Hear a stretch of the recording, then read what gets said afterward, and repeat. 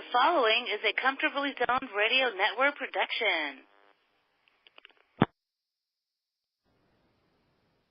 Hi, everybody. Welcome to Off the Wall. This is Eric Lenaburg, and this is our debut show, and we have a very special guest today.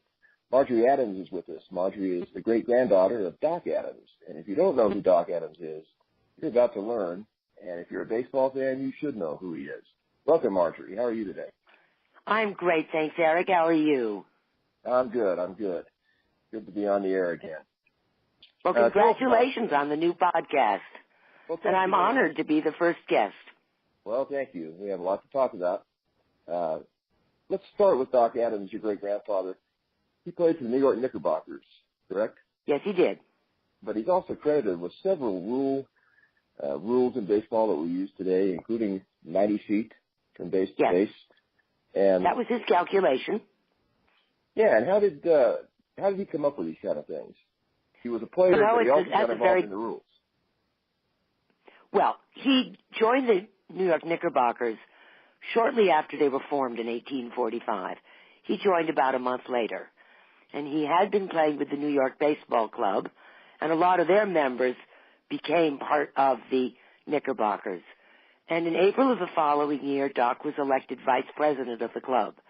So he must have been pretty well thought of by all the players.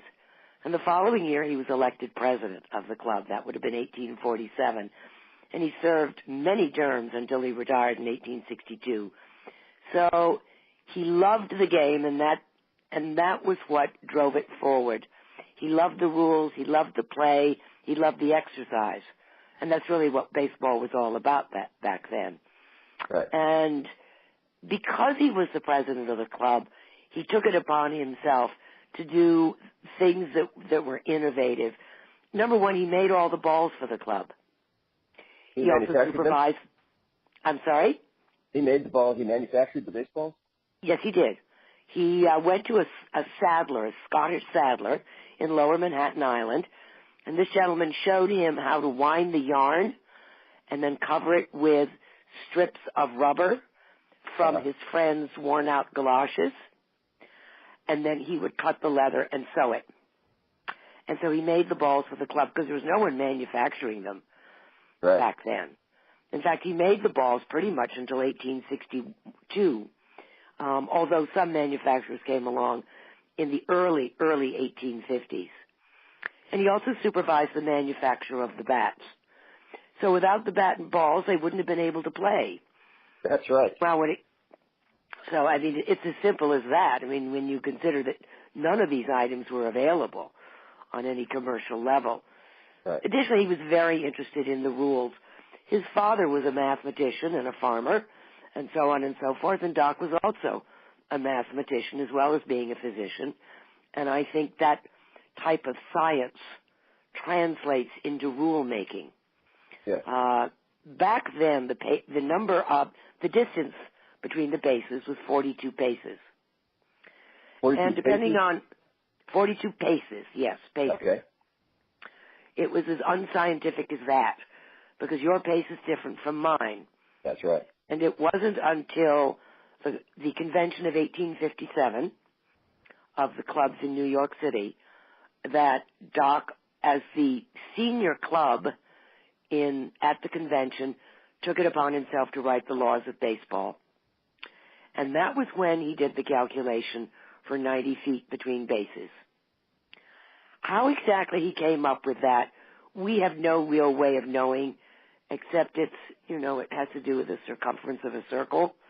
Yes. So that may have been his inspiration, but honestly, I think it was his experience with the game more than anything. He wanted the game to be more manly. Yes. And that was one way to make it more manly because 42 paces, depending on who you talk to and how it's calculated, that comes out to about 75 feet. 90 is much farther and a much harder distance to make. Anyone who's played baseball can tell you that. That's right. That's certainly not news coming from me. So first it was the 90 feet between bases. The other rule that he really wanted to change, and it did not occur until after he retired, A ball caught on the first bounce before 1857 was an out.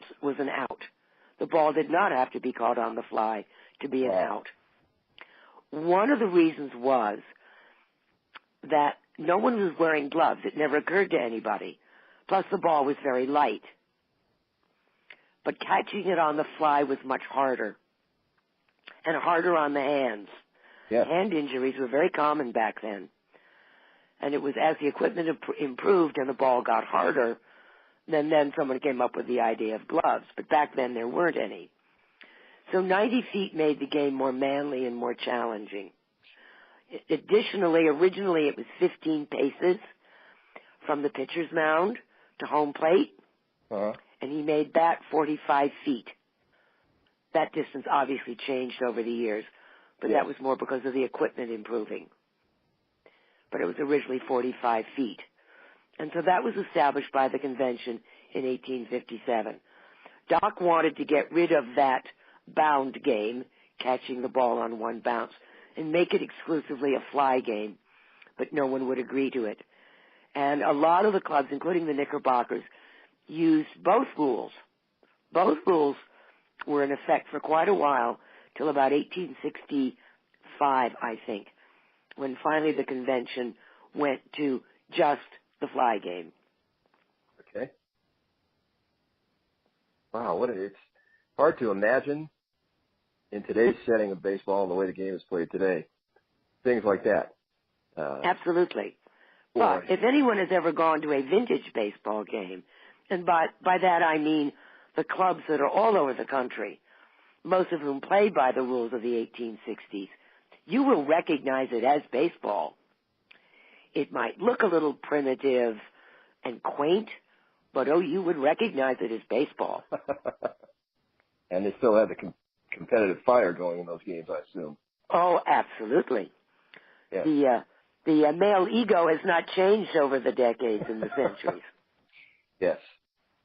But, I mean, it is important, absolutely. But it's important to remember that originally these clubs, and the ones in the 1830s, 1840s, into the early 50s, this was mainly for exercise. These were men who lived in New York City, and there were not a lot of opportunities to get out and run around. And that's what this game provided. And so a lot of them, this was not their career. Is that right? Oh, no. This was not a career for any of them. Yeah. Doc was a doctor. That's how he got his nickname. He was a practicing physician in New York City. And these men were bankers and insurance men and booksellers and tobacconists and later on photographers. So no, none of this, all of this was just for recreation. These were gentlemen's clubs.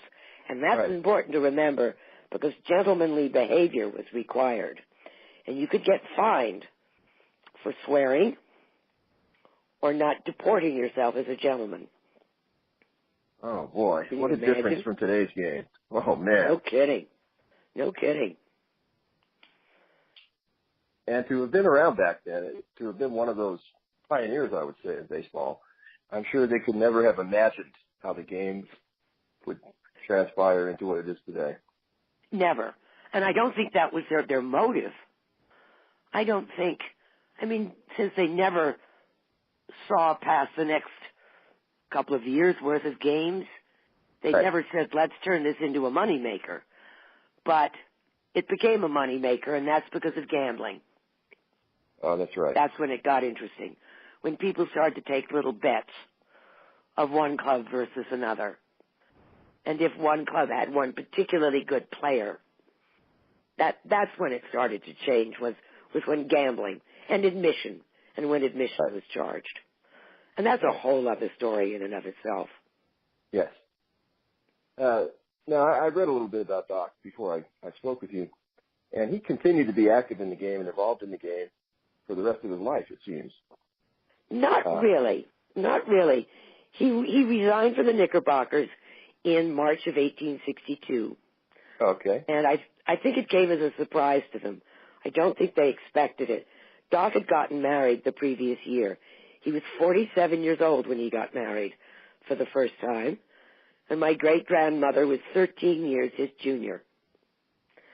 And it took me a while to figure this out, but by rereading and studying family correspondence, I figured out that by March of 1862, my great-grandmother was pregnant. And I think Doc's reason for resigning from the Knickerbockers was that his wife and his new baby were to be his priorities. Unfortunately, she would lose that baby about 7 weeks later. Oh. And she did not really recover until September of 1862. Eventually, they would go on to have 4 children, my grandfather being the youngest. But that was why he resigned in March of 1862. He left baseball completely after that. There is no record until 1875, when he was invited back to New York for a reunion game of the Knickerbocker Baseball Club. And he did play in that. He was the catcher. Oh, okay, that's what I read about. All right. Yes. And then, of course, there are references in family letters and things to Doc playing backyard baseball with my grandfather and his older brother.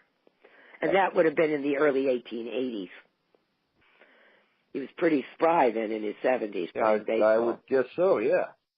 Yeah. Now, as baseball moved on and became the institution that it has turned into today, at some point they instituted the Hall of Fame, and Abner Doubleday is often credited with inventing the game of baseball, which we all know that's not true.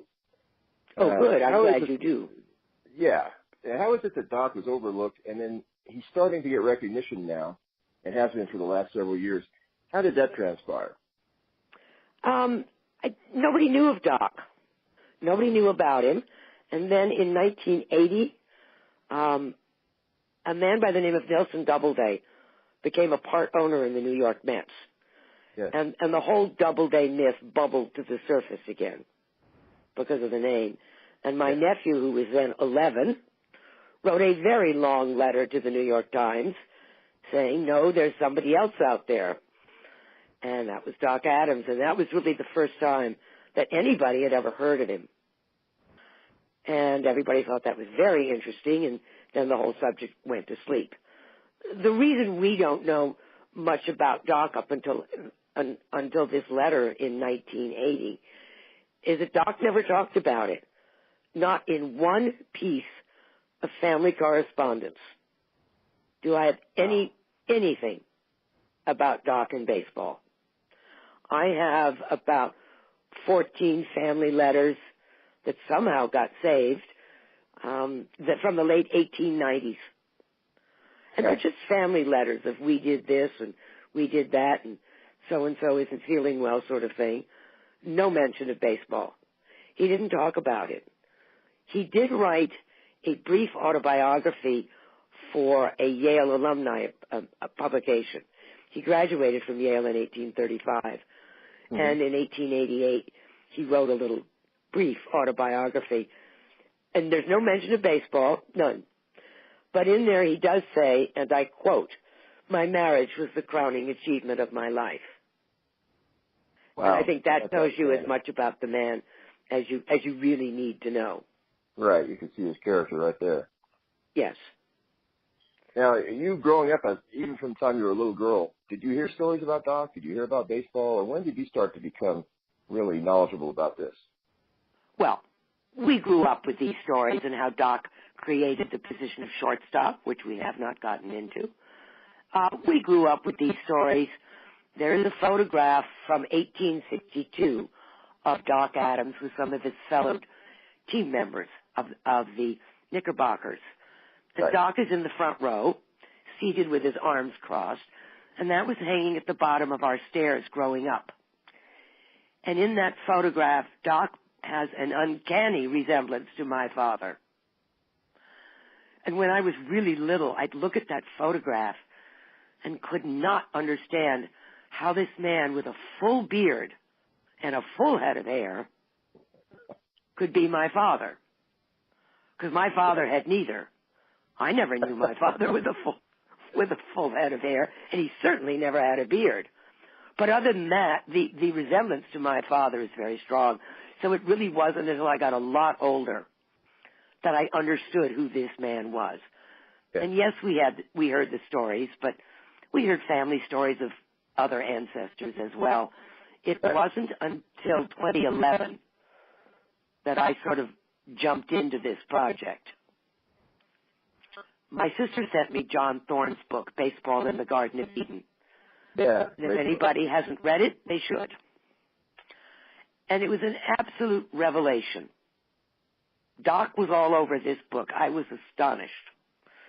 And that was the springboard. Wow.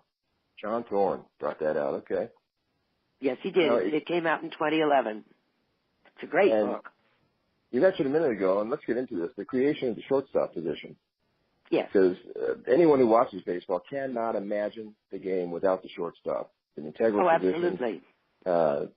Both offensively and defensively. But how did that come about, and what did they do before that?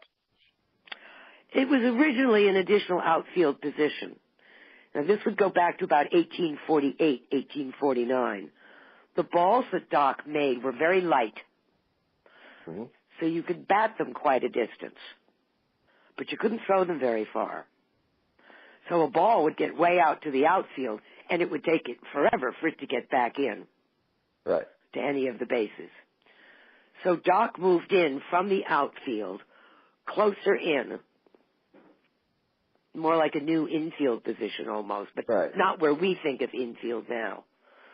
And it was only as the equipment improved that the position moved into where it is today. So it was really a relay position between the outfield and the bases. So that player would take the relay throw and would move from the third base to the first base side as needed? Yes. Yeah. And, there was even some discussion and even some experimentation with a shortstop in the right field, not just left field. That was experimented with, I would say, in the late 1860s, early 1870s. It didn't last. It was abandoned. And I wonder why. For the simple reason that, I'm sorry, go ahead. Yeah, no, go ahead. I was going to ask you why the reason. I suspect, and this is not fact-based, but most batters are right-handed. So it's going to go to the left field anyway. Okay. There aren't that many left-handed batters where it goes out to right field. That makes sense. Now, Doc was a left-handed batter. And he played every position except pitcher. So he's a versatile player. Was he a right-handed thrower or a left-handed thrower? I don't know. I do not know.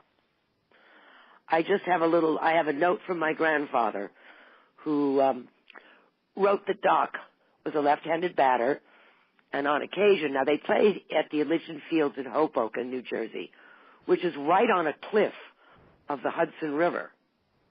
And Doc is a left-handed batter with the angle of the field. Once in a while, those balls would end up in the Hudson River.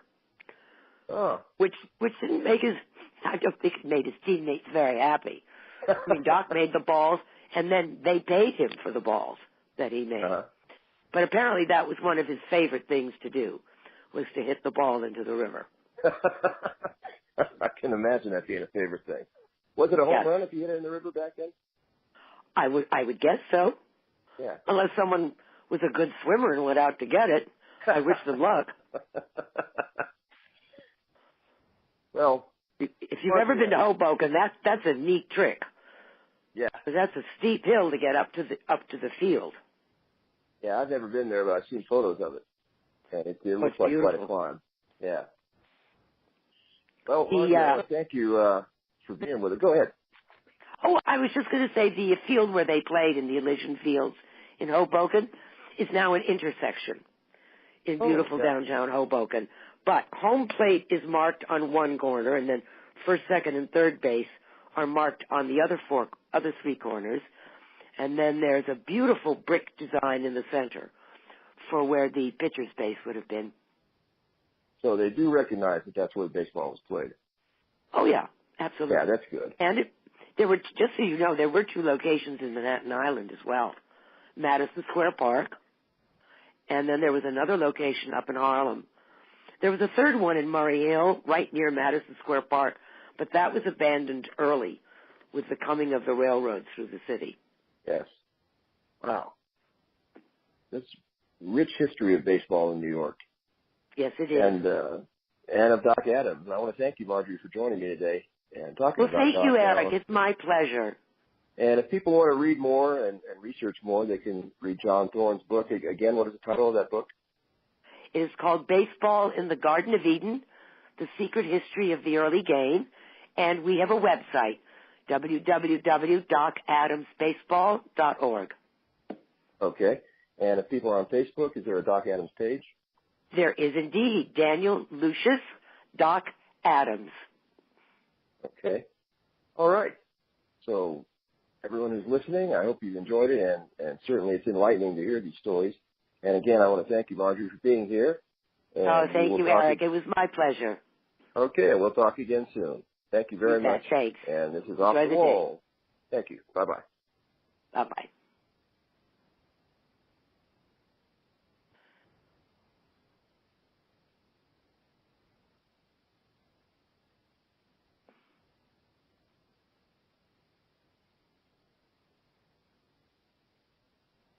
Eric?